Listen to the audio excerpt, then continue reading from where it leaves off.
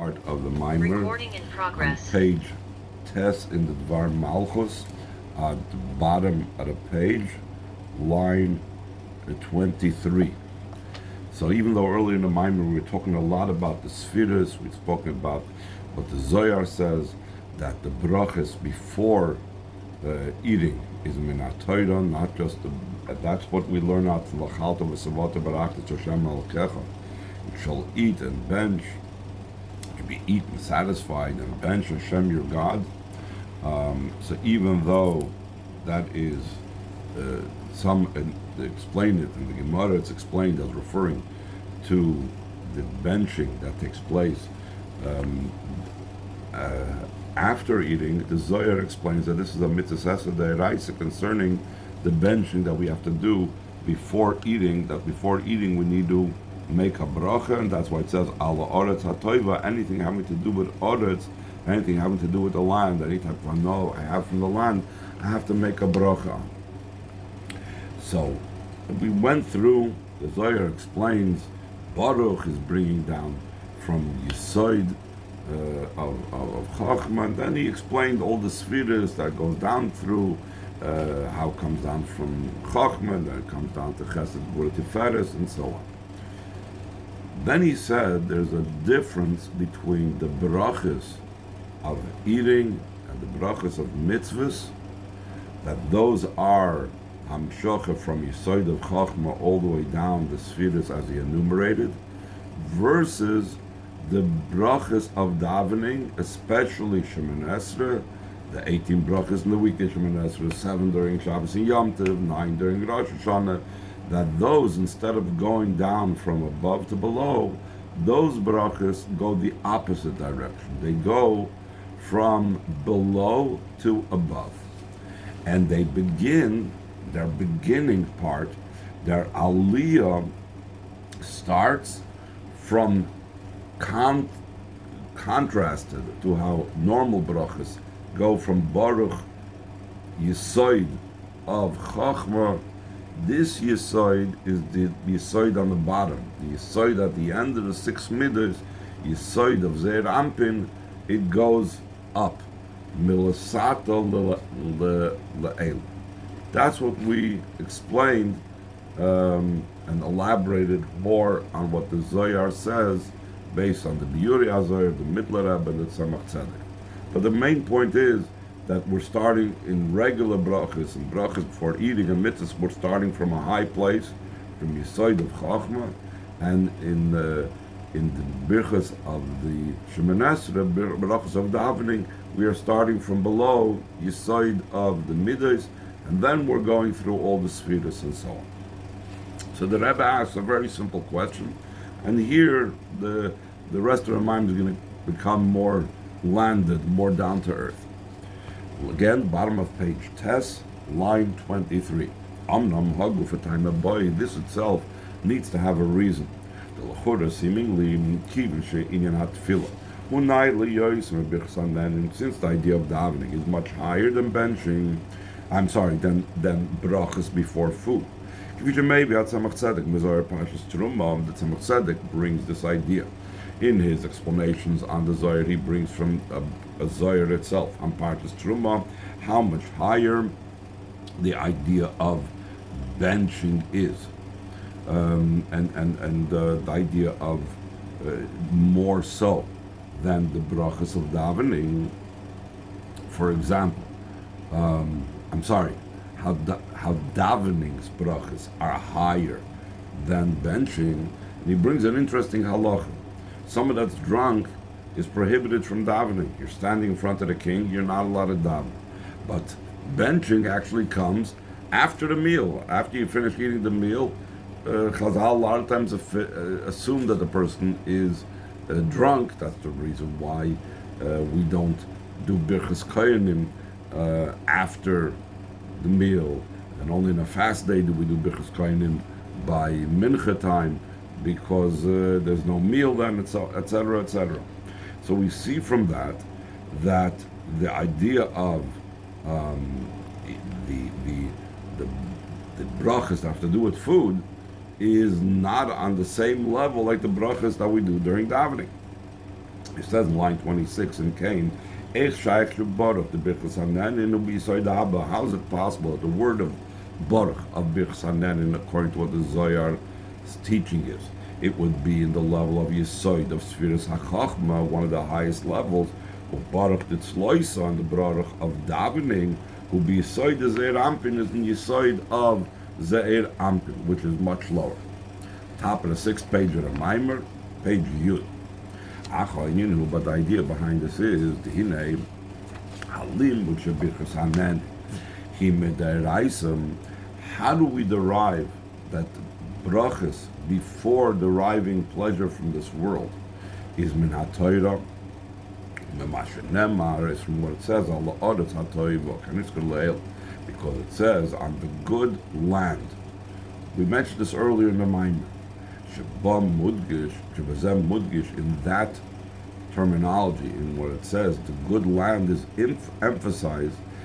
Birchas Hanenin Yalana Gashmias, that the brachas of pleasure, brachas of benefit, meaning the brachas that we do before eating, is literally for a physical delight, a physical enjoyment.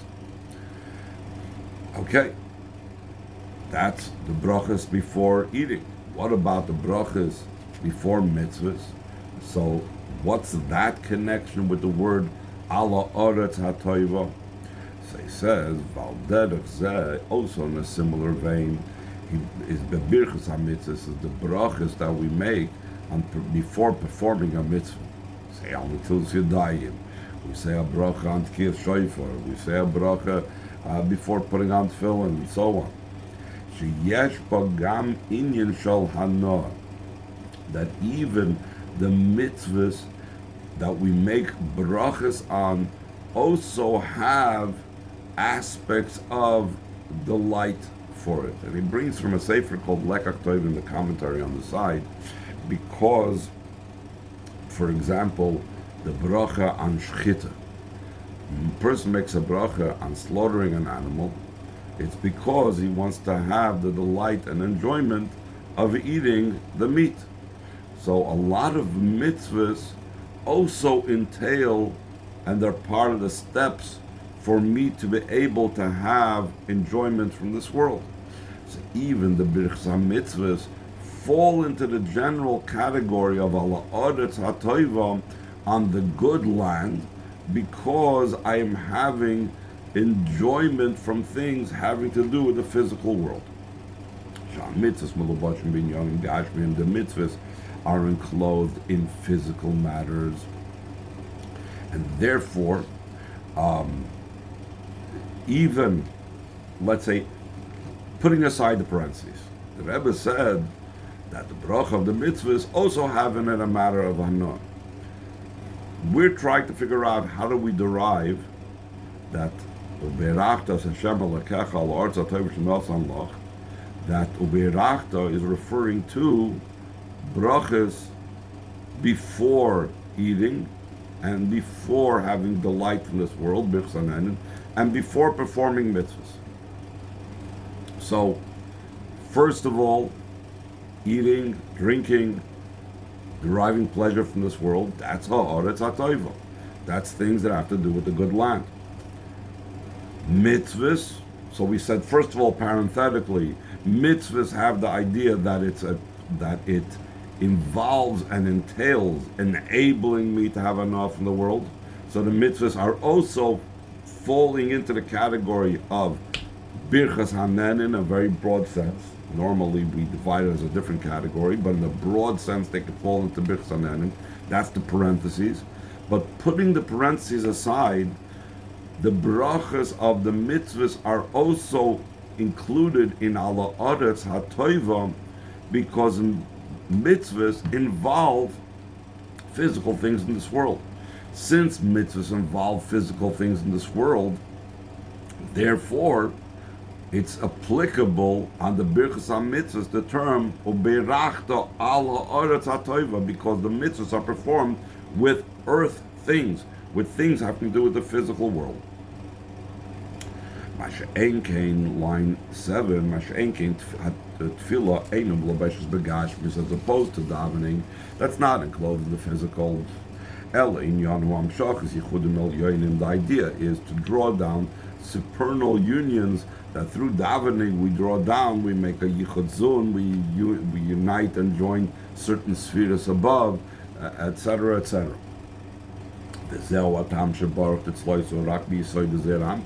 reason for the question we asked before, why the baruch of the davening, baruch, even though the Rebbe pointed out it's the same type of language, baruch atah Hashem Elokeinu, still in all, it's the baruch is referring to not the level of Yesod of Chachma all the way on the top, but it's referring to Yesod of Zeir Ampin. The Davke baruch the birchas hanenu, birchas hamitzvos Yesod Abba, Davke the baruch of the brachas that we have from benefit from this world, and the brachas that we have of mitzvahs, that baruch is the level of Yesod Abba shekashur in bechinas hakesed. The level of Yesod Abba is also connected with Kesser. If I remember correctly, we mentioned that before as well. And therefore, what we still didn't explain. So what? He says, she's line 12. That's specifically because the advantage of physical items. Since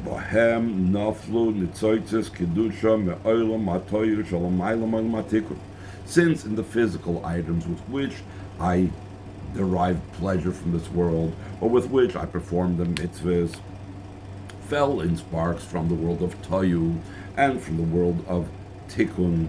Like it's known, the rule,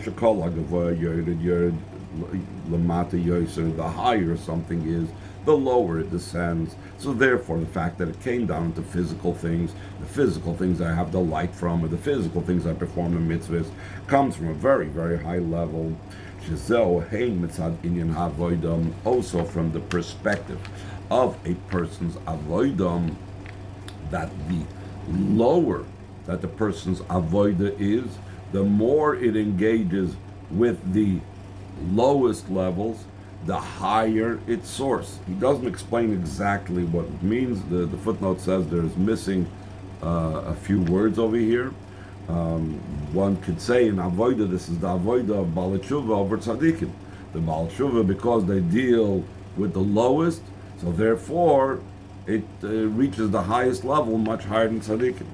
And also the objects themselves, what a person does, the avodah, as they says, line 16, also as far as the sparks themselves, the lower the sparks fell. That means the higher their source is. The reason why they fell very much down below is because their root is very high.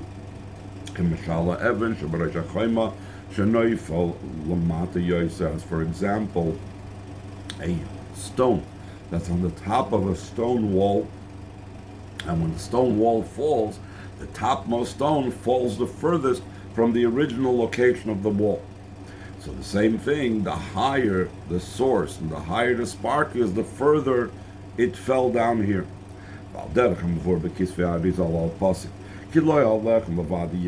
Similar to what's explained in the Arizal's writing on the pasuk, that a person does not live on the bread itself. Everything that comes out of the mouth of Hashem, a person lives.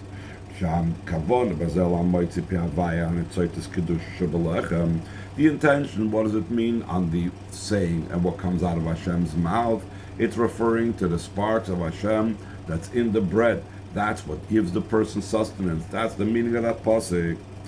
But the question is that seemingly the Avshagam Ba'adam Yesh Moitzi Pi Havaya, also the person has the Moitzi Pi Havaya. Just like it says throughout the Asara Mamoris, it says all the different things, the Dvar Havaya that gives Chayis, that there should be growing things. The Eibusha said, let there be living animals, and all these different things that give a person sustenance, which make up the bread, for example. So the person also has, it says, Nas Adam Tzalmeinu K'Neseinu Vayomer Alakim Nas Adam Tzalmeinu K'Neseinu. There's a Dvar Havaya, there's Moitzi Pi Havaya that's enclosed in the person. What's the benefit of his eating bread to get the Moitzi Piavai in the bread when he has his own personal Moitzi Piavai. The difference is, the idea behind this is, was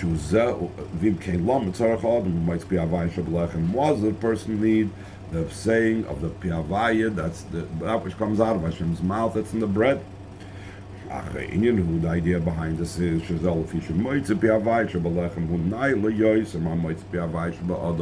that which comes out of the mouth of Hashem in the bread is higher than that what comes out of the mouth of Hashem. That the spark of godliness that's in the person, this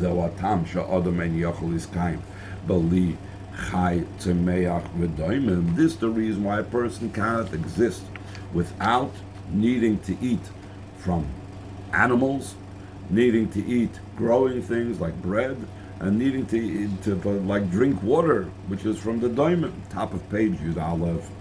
V'achai needs to have also lower than it, and animals cannot exist without vegetation and without the inanimate world. And the vegetation cannot exist without the inanimate, the minerals from the earth and the water and so on. As opposed to inanimate things, water doesn't need anything else. Earth doesn't need something else to sustain it, which seems to be illogical. The highest part of the creation, Medaber, needs animals, needs vegetation, needs the inanimate, inorganic. And the inorganic needs no one.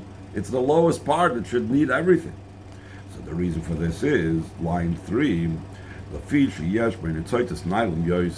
the inanimate thing, the daimon, has in it very high sparks. So therefore, because it has high sparks, it doesn't need everything else. Whereas the Adam, for example, which doesn't have as high sparks, needs the higher sparks in the lower creations. And the Rebbe says, and even in the creation of the world, we see the importance and value by the order of creation. So too, it's in the order of the world being brought into being. Initially, what was created? The 4 elements: fire, wind, earth, and water. These are all Shem Daimim, they're all inanimate. That was the first part of creation, before anything else. And only afterwards, on the 3rd day, was created things that are in the realm of vegetation.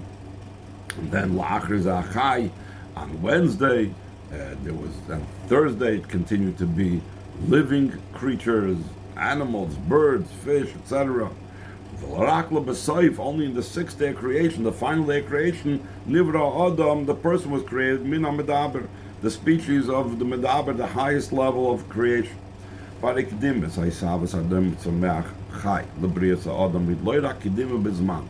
This is a concept that Chassidus emphasizes. When we say that something came earlier, it's not just something that came earlier in time. The very fact that something came earlier in time is indicative of the idea that in source it is higher and earlier.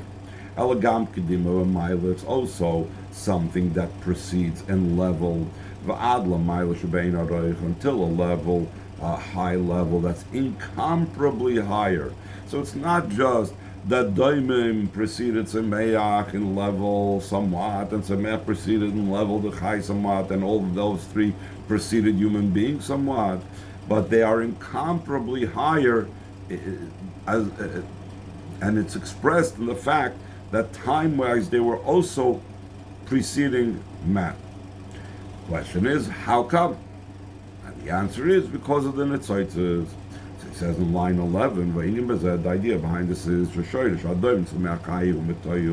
root of these 3 things, the inanimate things, the vegetation and living creatures, is from the world of Toyu. And the root of human beings is from the world of Tikkun. Toyu precedes the world of Tikkun, not just time-wise, that first Hashem made Toyu, and then they broke, and then He made Tikkun, but in quality and level and revelation, Toyu is higher than Tikkun. The feature, but Toyu Hayaris Merubim, because in Toyu was much greater levels of light.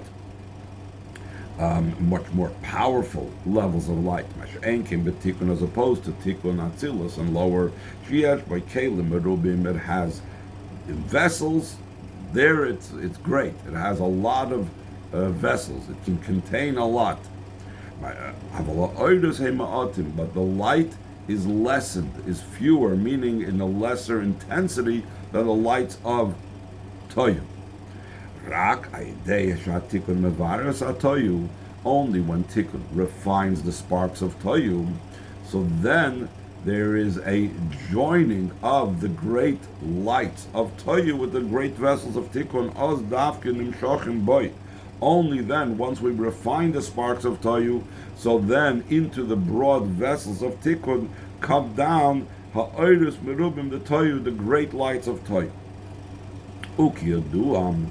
So the Rebbe says, we're trying to explain how all these levels of the Daimim Sameach Chai that preceded Adam are higher than the person Shaloi Be'erech.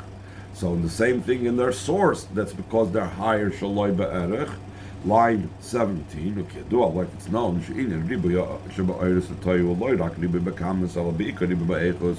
increase in the greatness of the lights of Toyu over Tikkun is not just quantitatively, qualitatively. That is their primary advantage. This means an increase that's incomparable. Toyu over Tikkun, the greatness of it is incomparably so. Because of the great advantage of physical things in their root above, God Lamilos Birchanen, Birchamitzvahs. This is the answer why the Birchanen and the Birchamitzvahs are greater. That the bracha that we make on eating and the bracha that we make for mitzvahs, since all of them involve the physical, and the physical spark are much higher, so therefore the bracha is also from the much higher level from Keser. A level that it's called he is not man. The level of Adam has to do with Seder Ishtalshus B'Atzilus. The level of Keser is Kiloi Adam, who beyond the level of man. Adam, the Tikkun should be Seder Ishtalshus, because it's higher than the level of Adam of Tikkun of Seder Ishtalshus, because it comes in the world of Toy. Top of page is Beis, last page in the mind. Shlomo b'derech we could say possibly Shezeu ha-kesher im ha-pasuk v'ya'ekev tishrum sin shpatim ha'ela. This is the connection with the pasuk at the beginning of the parsha that will be when you will listen to these laws.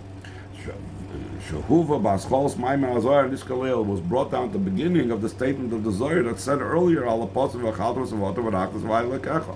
Now v'achalta v'savata v'raktas v'aylekecha, it's later in the parsha. V'hoya Ekev Tishmun is the first pasuk in the parsha. The L'chura in a movement, seemingly it's not understood. Maya Shaychas ben Shnei Psukim Eilu. What's the connection between these two psukim? That the Zohar begins its whole explanation about the level of the brachas with V'hoya Ekev Tishmun. Befrat sheyesh kama v'kama psukim b'neim, especially since there are many psukim between V'hoya Ekev Tishmun and V'achalta v'savata v'raktas Hashem Elokecha. But the idea behind this is the intention is the exact expression of the word Ekev. They're indicating things that are at the conclusion of the chain order of descent. Only in them, in the highest level comes down, in the lowest level comes down the highest level. The level of Keser, that's the word Ekev, heel, because the heel indicates the lowest level. That is one point that's emphasized. And that's connected with the brachas of the mitzvahs and Birchanen, and because they deal with the lowest, they get from the highest level, from Yisrael Da'aba all the way into Keser. Void, not only that, that this Amshacha comes down below in a way that you eat and you'll be satisfied. Behind the Lord, not only that you have sufficient of what you are lacking, but even more so in a way that you're completely satisfied. By days and nasas in the through that becomes the bracha that you're making on Hashem. This means that Yidden add an increase in bracha in Hashem, your God. Ubeirachta, Bracha means drawing down into Havaya Lekecha. Yidden draw down an extra bracha into Shem Havaya. Shazel Klolus saying the Lamaisi, this is the general idea that you desire the actions of your hand. Though for the sake of the creation of the world. That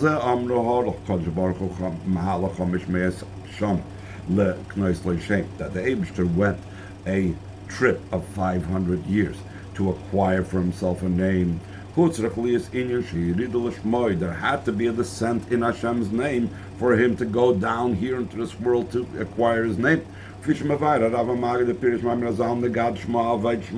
says someone that his name, it wants to be great, so then he loses his name. So the Mezritcher Maggid explains that Negad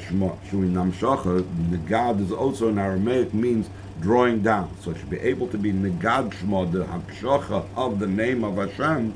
Hashem had to put aside his name, which means the name has to do with the light which goes on the Tzimtzum Arishan. Hashem had to decrease his name to be able to draw down his name into this world. Shuin not Tzimtzum. Still in all, through the fact that Hashem desires the actions of our hand in here in this world, in this lowest level, we effect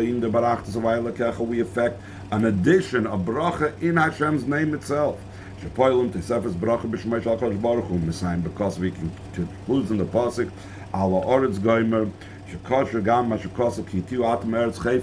upon the land is also referring to the fact that Yidden are called a land of desire. Like Baal Shem Tov explains,